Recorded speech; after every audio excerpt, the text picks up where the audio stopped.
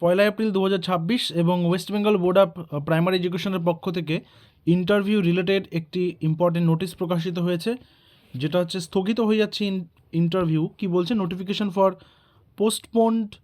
পোস্টপোনমেন্ট of interview examination and aptitude test কি রয়েছে?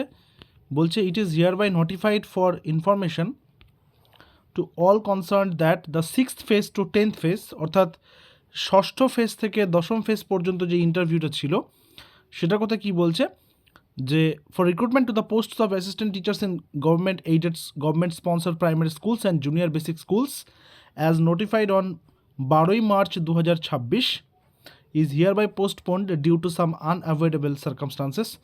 তো বোঝা যাচ্ছে যে যেহেতু ভোটের একটা গতি ধরেছে, ভোটের সমস্ত কিছু বিষয়গুলো, সেই কারণে কিন্তু আপাতত ষষ্ঠ থেকে দশম ফেজের ইন্টারভিউ আপাতত স্থগিত করা হচ্ছে। নতুন শিডিউল কিন্তু দেওয়া হবে খুব শীঘ্রই, সেটাও বলে দিয়েছে।